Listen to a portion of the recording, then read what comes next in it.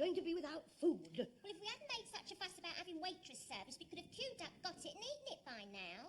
When you're on your feet all day, the least you can expect is to sit down and rest at lunchtime and have your food served to you like civilized people. My stomach is bubbling like an atomic power station. Well, from where I'm sitting, there's a lot of fallout. We've only got half an hour left to have our dinner. Lunch. What's the difference? What do you have in the evening? Supper. Only the working class have dinner and supper. Professional people like ourselves have lunch and dinner. Now, look, I'm not working class. I live in a detached house. Captain Peacock, I live in a flat, but that doesn't go to say that I don't lead a very refined life. And in my little nest, we have supper. Well, Captain Peacock wears a dinner jacket, you know. Lady Peacock sails down the stairs in her tiara. Fancy a sherry before we have the baked beans on toast, he said. No, I think I'll wait and have mine with the cocoa. Don't be facetious, Mr. Lucas. Right, I've had a word with that canteen manageress. I put on my best smile. I said, is there any chance of my spaghetti arriving during the reign of the current monarch? You're right earful. I hope she didn't use bad language. She didn't use any language at all. She just gave me a right earful. Oh, it's intolerable. It's only half an hour before we have to go back. You know, the whole country's falling apart. When I was a boy, you looked at an atlas. There was red everywhere. That was the British Empire. Well, it's still red everywhere. Only now it means we owe money there. I mean, look at these. Plastic. When I first came here, we had tablecloths and real EPNS. I mean, look at that. Yeah, that's modern science for you. These scientists are making terrible mistakes. I read somewhere where they've developed a very large clover for animals to eat. Now they find out that they're so big the bees can't pollinate them because the noses aren't long enough. What are they going to do? They're going to breed bees with longer noses. I didn't know they did it with their noses. You want to watch Richard Attenborough? Does he do it with his nose? No, he's the one that runs about in shorts, telling you how the world began. Apparently it all started as thick soup with little orgasms crawling round. Organisms. Oh, well, little creepy things crawling in it. In that case, when I was in the kitchen just now, it's all starting all over again.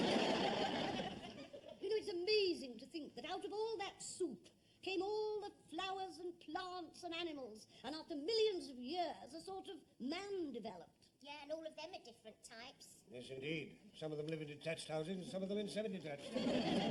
Well, as a superior detached individual, would you like to go and have a word about our grub? Well, that won't be necessary. There's a far simpler way to get in touch with those whose evolution is not advanced enough to enable them to communicate on an intellectual level. What's that, Captain Peacock? One we used to use in the army.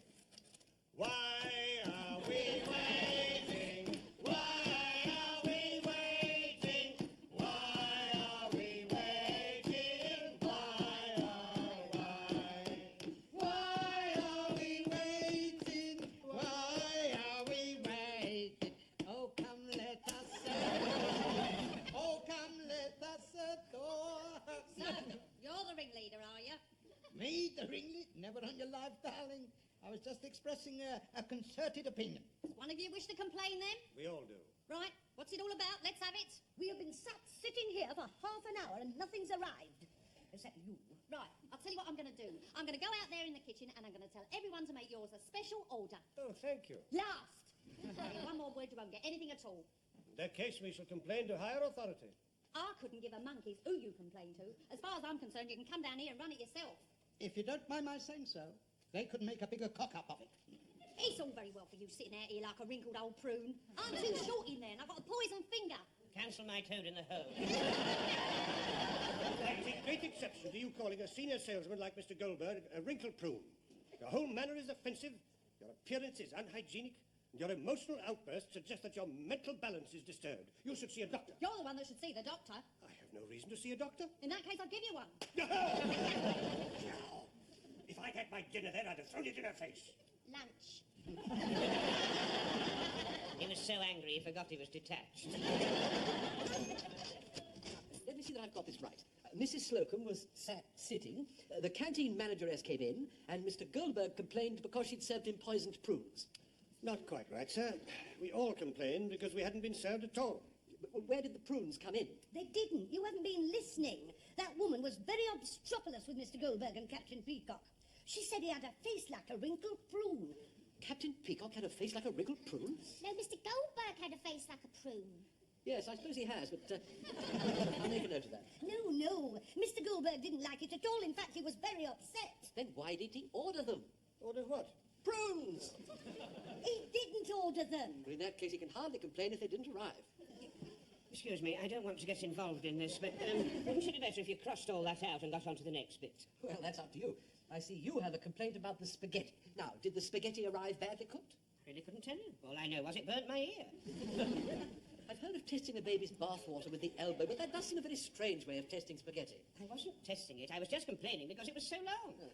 Long spaghetti. I should have thought you could have cut it. No, that really is a very trivial complaint. I certainly can't take that up in your behalf. Perhaps we might get somewhere if Captain Peacock told Mr. Rumble about his toe. That should cook a goose. You will regret saying that. What's all this about a toe?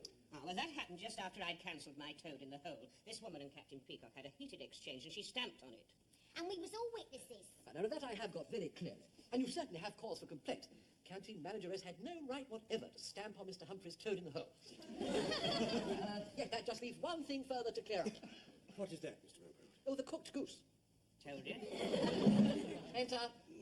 Excuse me, Mr. Rumbold, I don't normally interrupt a meeting like this, but there is an emergency. There's a deputation to see you from the canteen kitchens. Well, tell them to make an appointment. Yes, Mr. Rumbold just can't see anybody, nilly-willy. I shouldn't tell them to go away if I was you. They're in a very, very agitated mood.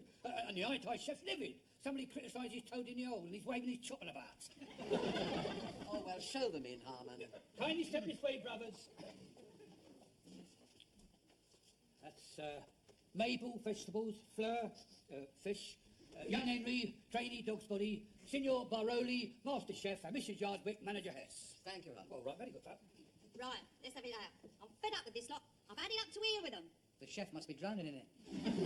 Quiet, Lucas. That's typical of him. All lip, and let's have a look at your knockers. That snooty one's all mouth and trousers. And as for her, she's just dead common. Oh, how dare you! Go on, tell her you live in a detached house. You shut your pet hole, you. You are common. Not as common as what you are. My mother always said, common is as common does. And what's that supposed to mean? I don't know, but she always says it when my dad blows his nose on the tablecloth. Look, I don't think we should argy-bargy among ourselves in front of these cooks and bottle washers. You're a pompous old snob. And as for her, she looks as though she's got a permanent smell under her nose. And the nearer you are, the stronger it gets. Brother, did you hear that? Temper's afraid and feelings are running high. I think we should all calm down. Ah, shut up, jackears. How dare you speak to senior management like that? I don't have to speak to you at all. I should go to Mr. Grace and get a personal written apology. And the armo. Rissoles. Well, how about that? Yeah, that's the sort of attitude we have to put up with all the time. I'm glad it's all come out. Well, as my mother used to say, better out than in. My mother used to say that, but I didn't like to mention it. Well, I hope you got a verbatim report of everything she said. No, but I shall make a note of it now. She called you jug ears. Yes, I remember that. And she said Captain Peacock was snoopy and all mouth and trousers. Mr. Lucas, let it be recorded, was in her opinion all lip and let's have a look at your knockers. Is that spelled with a K? I don't know, I've never seen them written down. Yeah, she said I was dead common. Yes, well, we won't make too much of that. And she said I walked about with a smell under my nose. I can't imagine where she got that idea from. What did you say about you, Mr. Humphreys? Nothing. I came out of it completely unscathed. Which is unusual for you, isn't it, Mr. Humphrey? It is, Mr. Lucas. I mean, you usually have a scathe somewhere along the line, don't you, Mr. Humphrey? I'm a martyr to them, Mr. Lucas. Speaking for myself, and I am unanimous in this, I think they ought to get rid of the lot of them and get some decent stuff in. Yeah, we could run that canteen better than what they does. Do, Miss Brahms. Yeah, well, we could run the canteen better than what they does do. That don't sound right, do it? It certainly don't, Miss Brahms. Rumbold here. Oh, hello, Rumbold. That nice manageress from the canteen has been to see me.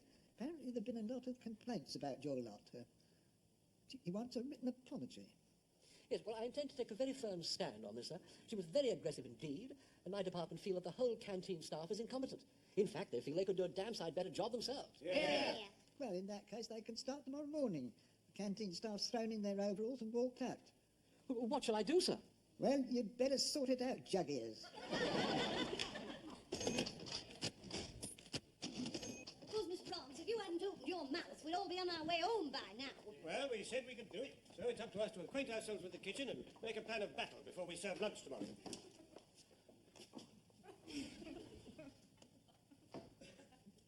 Oh!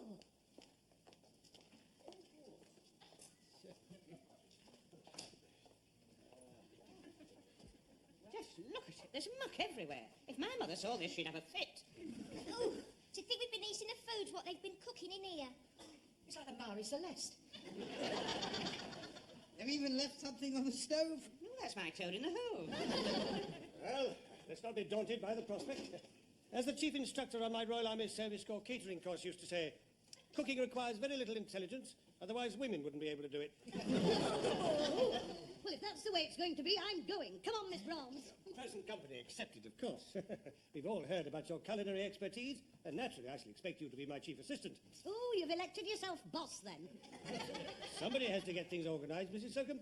Now then, would you miss can claim some cooking experience? Lucas. Well, I boil a nifty tin of baked beans. Let's see. Lucas, preparation, serving, and washing up. Miss Brahms.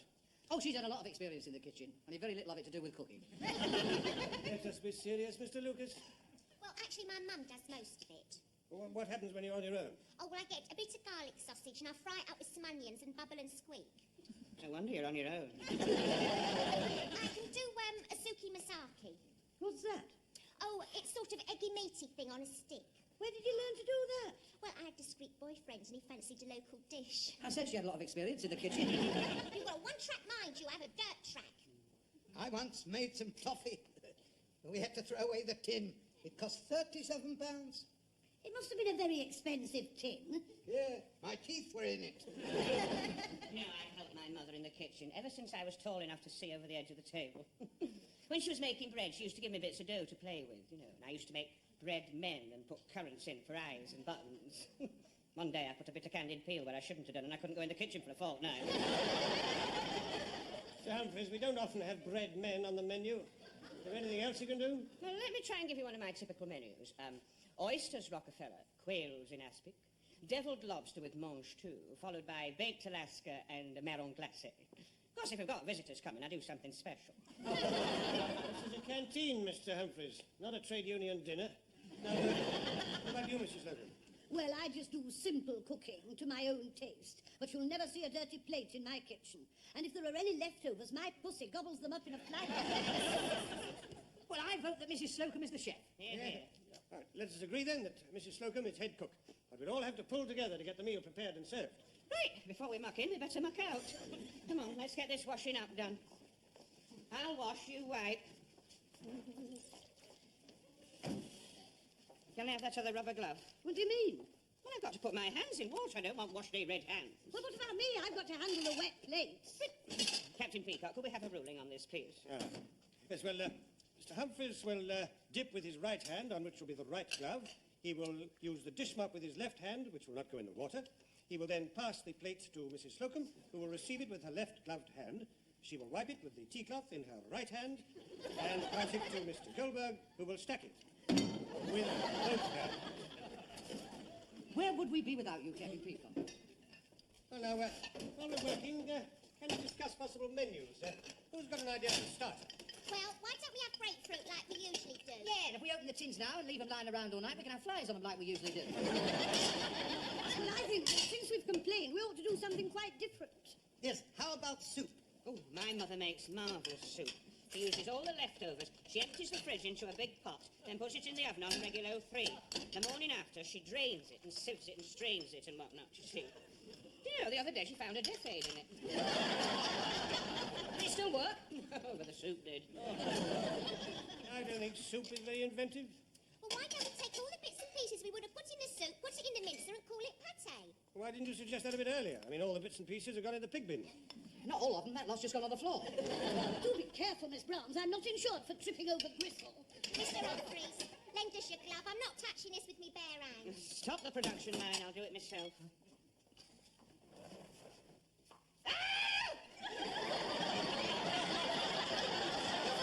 Mr. Humphreys? Don't be silly, Mrs. Slocum. Only women are frightened of mice. What was it? A frog. What's the frog doing down there? Perhaps some fairy prince was rude to a gypsy violinist. How do I know? Oh, listen, look. Get out of the way. I'll get rid of it. That's cruel. That's a living, thinking thing. Possibly of royal blood. Somebody put it in here and get rid of it. No. No need to use that. I'm used to handling frogs. I was always rescuing them from the goldfish pond. Hey, wait. Hey. Shh. Hello. Hey. Hello. Don't be frightened. Reep, reep. Reep, reep. Reep, reep. Oh, they're having a chat. Reep, reep. Reep, reep. Rope, rope. He must have said the wrong thing. He's just jumped through that hole in the skirting board. Here, bung it up with this dishcloth, then he can't get out again. Don't do that. It'll starve to death. Well, we can unbung it before we go home. What I want to know is, how did he get up here in the first place? It probably came up with the watercress as a tadpole. Well, as we haven't had much success with the first course, can we attempt to decide on the main dishes? Captain Peacock, are you sure you're not overtaxing yourself, licking your pencil? Let's get on with your work, Mr. Lucas. They used to make a very good steak pie. Maybe the recipe's still here somewhere. Oh, it's no good producing the same dishes that we've been complaining about. We've got to come up with something quite different. Something, French, for instance. Well, if you'd let me have my way with that broom, we could have had frog's legs, couldn't we? It's all very well talking about what we're going to give them. We don't even know what's in the larder yet. Well, that point had just crossed my mind, Mrs. Slocum. Yeah, just after Mrs. Slocum said it. Right, there's one whole pig, one whole sheep, and one hole in the wall with a frog looking through it.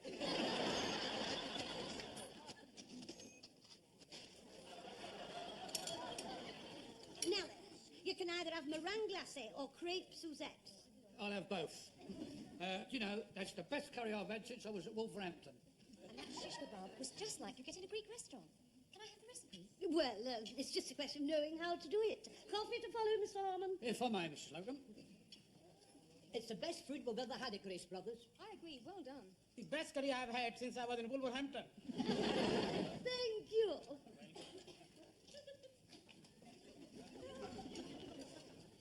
Table 4, keep the change. Thank you. 3 shishes and 2 tandoori.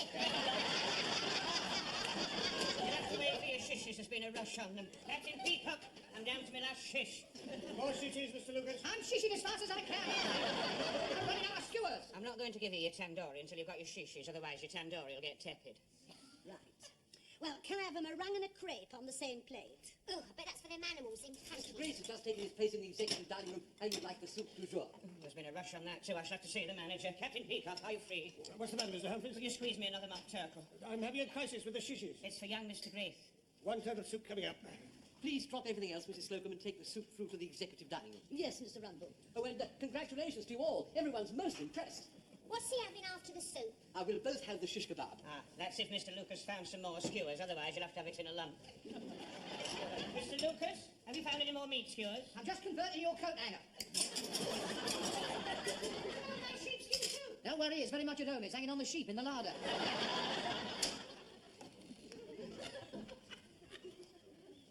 By the time the doctor came, I was covered in bandages from head to toe with only one eye showing. Oh dear. Whatever did the doctor say? He said, I don't like the look of that eye.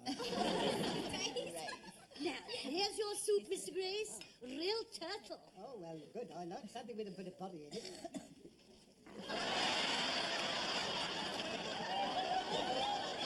On second thoughts, I don't think it's very hot. I'll take it to the kitchen and warm it up. No, I don't like it too hot. It takes it out of me if I have to blow on it.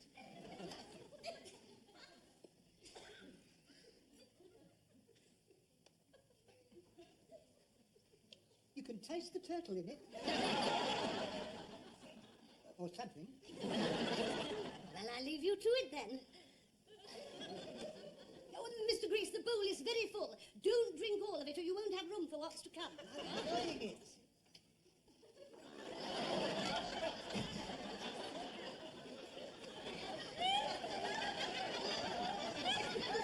What did you say he was going to have after the soup? Either a stomach pump or an ambulance.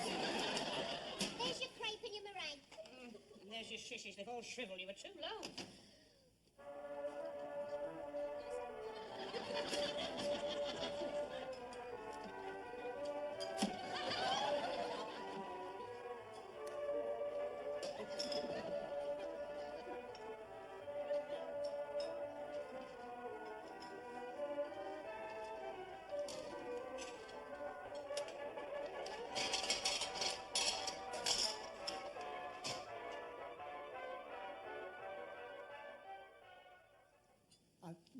enjoyed that.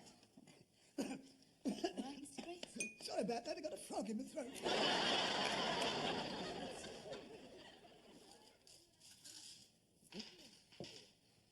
I'm still glowing from the compliments. They said it was the best lunch they've ever had. Well, we said we could do better than the others, and we did. How much did we take? £98. Ah, and what were the outgoings? Chinese takeaway, 15 quid. Indian takeaway, £32.50. Greek takeaway, £59.25. Which makes a net loss of... £8.45p. Thank you, Mr. Goldberg. 8.45. If we keep that up every day, we'll be broke in a week. Well, we could raise the prices. Well, that wouldn't do much to help my feet. Or my wash day red hand. Well, the regular staff won't come back unless they get a written apology. Well, in times of crisis, the British have always stood firm by their ideals. On the other hand, we as a nation couldn't have got where we are today without knowing how to compromise. I quite agree. Gather round, everybody. Now then, how does this sound? We, the undersigned, Oh, very good.